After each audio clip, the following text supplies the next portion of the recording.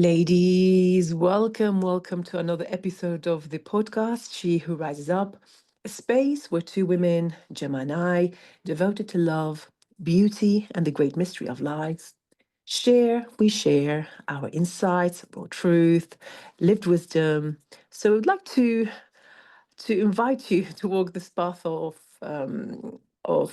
beauty, of madness, of everything together with us. And I would like to welcome Gemma. Hello, Gemma. Hi, Lara. Hello, everyone. Hello. So today we have a very interesting topic, and that is creativity and fear. So when Gemma suggested this topic, it took me a while to grasp the concept, as at first I didn't see the connection between both. However, well, maybe my creativity was taking a rest. However, as I was diving into it, I realized that actually it's quite a profound topic. So, Gemma, Mm. hey, what made you suggest this topic? What's the story behind it? Well, I was going through it. My creativity came back after a few years of not being creative. As I used to recall what creativity was in the professional way, and it came back after my divorce, and I started again writing and creating my podcast in Spanish and having lots of ideas for businesses. So I was really happy about that. And then I got moving into the creative process, and those fears kicked in. So I was in the middle of having dealt with those fears when the idea came about of talking about them, because I'm sure if I went through, many other people went through as well. It's nothing new. That's how I knew. Hmm. Hmm. And where are you on that process? Well, I'm in the process of recreating everything because I got to the point that I got a bit overwhelmed with myself of all the ideas that I had that I put into practice, and I overwhelmed myself basically. So I stopped. Also because I'm going through menopause and all those spiritual things I'm doing, it all contributed, I think, to that tiredness. But I had to stop and then reassess everything. So, okay, so what do I really want to do? And then I set priorities and a different pace, which is more slow, cyclical, and in flow with the feminine energy that I am, and obviously um, integrating the masculine that we need as well to get things done and have a structure. So that's where I am right now, and that came after dealing with these fears that I saw, and now I know that creativity is the expression of your true self, of your real self. So when that happens, you're in total flow of your divinity, creating whatever it is you're creating. It could be a podcast like I do, a business, writing something, or just life itself. And then when that happens, you're flowing from your divine part. Your ego self, your mind gets in the way because it feels threatened in a way, and also it feels that it needs to protect you from seeing you flowing in freedom. And the ego gets scared when that happens because creativity has nothing to do with it, and it feels that it has to do something about it. So it starts bringing memories back of things in the past that you did that you weren't successful, or when you have success, what happened, or maybe this time, or remember when you were rejected, or maybe people will criticize you, all those things that happened in the past or that might happen again in the future. The ego start bringing them up to your awareness, and then that stops the creative process because obviously it takes you out of the divine flow that you're in when you're creating. So yeah. Right. And have you met those fears? Have Mm. you so tell us a little bit more about that. Yeah, okay. So the fears I saw, I think I went through all of them. The fear of failure. So what if I failed?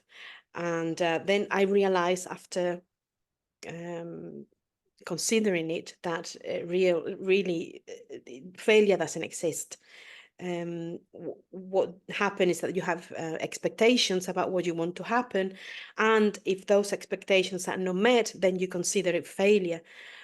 But none of that is true. And so the best thing to do is not to have expectations, and knowing that there is no failure possible. If you're trying, if you're doing something, even if it's not successful in the way you consider it successful to be, is already succeeded because you've done it, because you've tried. It doesn't matter. The result doesn't matter. What matters is the way, and you can try again with a different idea in a different way. So there is no failure. So the ego that can get me again, telling me that I can fail. The opposite, I also experienced it. What if I'm successful? Then I was scared. I won't be able to cope with success if I don't know, if I'm famous, if I have too many clients, if I have too much money, whatever it is. And then I realized, okay, so what is success for me? And so success for me is the free display of my gifts, my divine gifts, actually doing things from being, not from thinking or doing. And that was scary because it's a new way of doing things. And actually, that's the way I want to do things. I want to do things and offer things to the world from my soul rather than from my thinking mind. So that's what I want to do, and that will have consequences. And am I prepared to have to face those consequences? Yes, I am. Okay, so we have no fear of success. Success, again, doesn't exist. It's just doing things your own way. The fear of rejection. What if I'm rejected? So what? What if I'm rejected? So what? Of course, people will reject you. Not everything you do is for everybody. People won't like you. Other people will adore you, and that's fine. Is what life is about. So don't expect anyone to like you. And also, when you have some criticism, that's one of my beliefs. That's probably something you're doing well. So there's no fear of rejection anymore. The fear of being seen, being vulnerable. I'm very vulnerable in my podcast. I can open my soul and my heart and put it out, and it's a way of healing. So fear of that, of being seen in my vulnerability, and also of not being seen. But that is just, again, having expectations, or having fear of the actual display your divine gifts, which is what you are. So that's gone again. There was that was the worst. The need, I saw the need of being approved by others. I was thinking, oh, what is this person gonna think if I post this? Or what are my friends are gonna think? Maybe they will stop talking to me. Again, your friends won't do that if they are true friends. And if they do, then they were not real friends to start with. So that's not gonna happen either. And at the end of the day, it all summarizing one thing, which is the death of your identity. When you start creating and putting things out from your soul, your previous identity, some of it will die to the degree of you want it to die. So the whole fear of the creative process is just facing that death, which is okay, because just before the creativity happens, those fears happen just before the expansion that you're going to get just by creating and putting yourself out. So that's what I am right now, just taking those fears by the hand and going with it. Let's go together. Let's go together, exactly. And so, from my perspective, again, as I've mentioned at the beginning, when you suggested this concept, it took me a while to understand it or see the connection between both. And then what I did was ask question, which is one of the things that we do as coaches, right? We ask questions, and that's when I said, if I was to turn this topic into a simple question, what would that be? And that's when the question of how is fear stopping my creativity? How is fear stopping my creativity? And that then it opened up the gate of call it wisdom or call it knowledge, or I was able to see things from a different perspective. And I wanted to share a few concepts here that came to mind to mind, always from the lens of the feminine. Now, I'm aware how some women, because I was to some extent want to, because of whatever reason or reasons, they might lean more towards the energy of hustling and logic thinking and making shit happen and pushing through, which are energies, as you mentioned yourself, are needed, right? You use the term masculine energy, but it's exactly that. These are energies that we need to resort to at times and with intention. Now, what happens if that's our default state, especially when we are cycling, this could further disconnect us from bodies, our bodies that are already deeply, deeply, deeply disconnected. We're already deeply disconnected from, and therefore from our creative expression, because creativity is super feminine. And how do I know that? Because of my capacity to house and to create life in my body. And then I identified 4 levels on how fear could impact our creativity, and which are very much linked to what you've mentioned, some of them. But of course, darling, I'm still in corporate. You see what I mean? So we have levels here. We have the 4 aspects of. And the first one is the fear in the body, the fear stored in the body from past experiences, and that were maybe passed down as well generationally, and how these can literally shut down our creative centers, which is why it's so important to do the inner work, like so many of us are doing, and also release stored memories from the body. So that is level number one. Level number two, I call it the fear of the body, and that is because of centuries of policing women's bodies. The third one is fear for the body, right? And I'm referring here when I'm feeling unsafe, where my livelihood might be impacted. The same for my reputation in the workplace or public spheres, which is what you explained, in fact, right? That fear of rejection, and some call it, in fact, they call it the witch wound, which is the fear of and for the consequences. Should I be myself and speak for my core, from my core?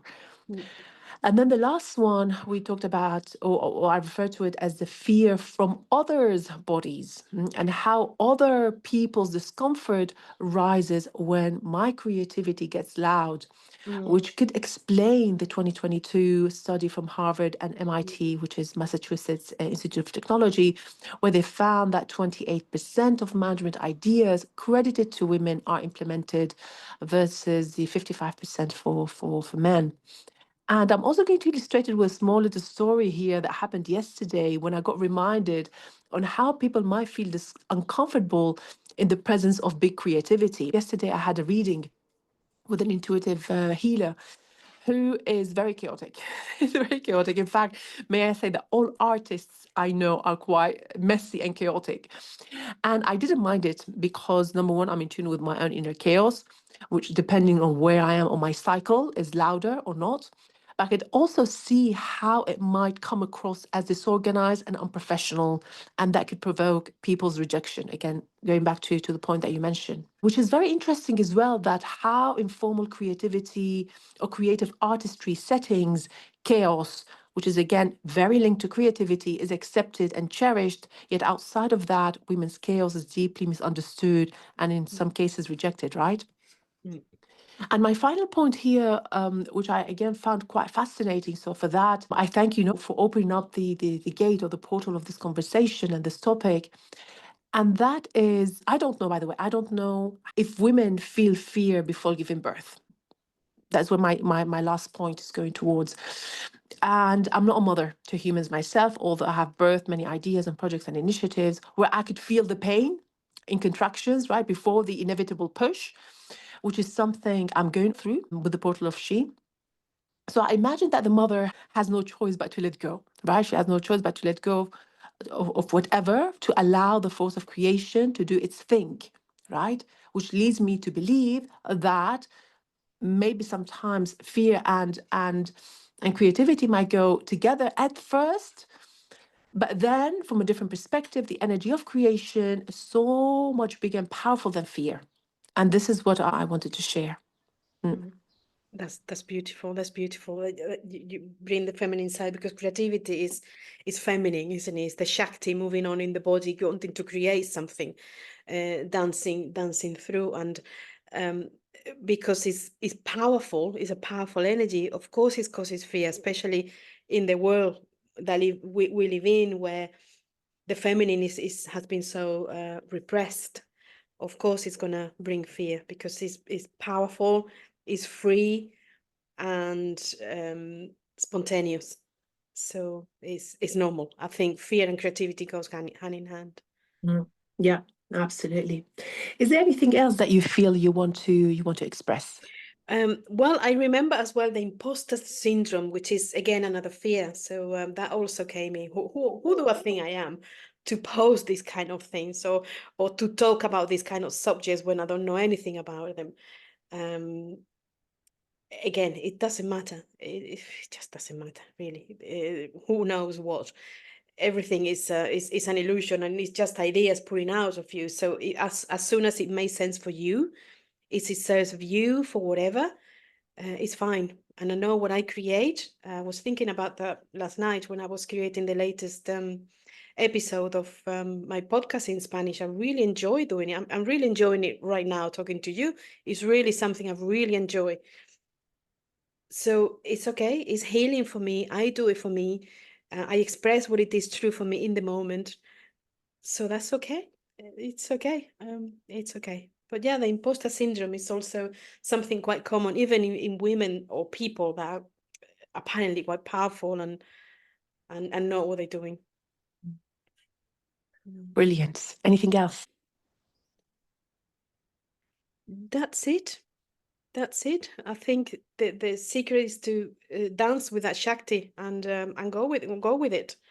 Just go with the fear is, because that's the path. That's probably where you will learn, or good things will happen to you. Where the fear is, we tend to escape from the uncomfort, and that's exactly where we need to go to embrace the uncomfort and do it regardless. And a quick question here for maybe those ladies who don't know what Shakti is. How can you explain it to them? Shakti is the creative energy, is the feminine energy, if we want to talk about those terms, feminine and masculine. But it's also the vibration. It's the vibration of the creation of the universe. It's the energy that we all have inside of us, in our wound, and when it comes up and meeting the heart with the consciousness of creation as well, then they come together as one, and that's our divinity. They meet in the heart. Shakti is the energy that gives form to the consciousness energy of the universe. Amazing, amazing. So, from my perspective, there is a little challenge that I would like all our beautiful listeners to embrace if they're up for it. And that is maybe sometime this week, do one little thing in the name of creativity that maybe gives you butterflies, or maybe that brings up some discomfort in you. That could be pitching that super wild idea at work, writing that poem that you've been avoiding, wear the outfit that feels too much, or maybe put that red lipstick because you never wear a red lipstick. So, and after that, leave us a quick note. Or voice notes on Instagram or WhatsApp if you have our numbers, that starts with, I was sure it would, dot, dot, dot, but it actually, dot, dot, dot. So we would love to hear from you. Anything else, Gemma? That's all. That just create whatever it is, and even if it's just a beautiful day, um, that's it. Everything is creation. Stunning. We So we forget it. Well, I'm the first one to forget. We forget it because every day is an opportunity to create just a beautiful day. thank you so much. Thank you. So everyone, I hope you found this conversation relevant, practical, and beautiful. And we hope to hear from you all very soon. Until then, enjoy yourselves. Bye bye.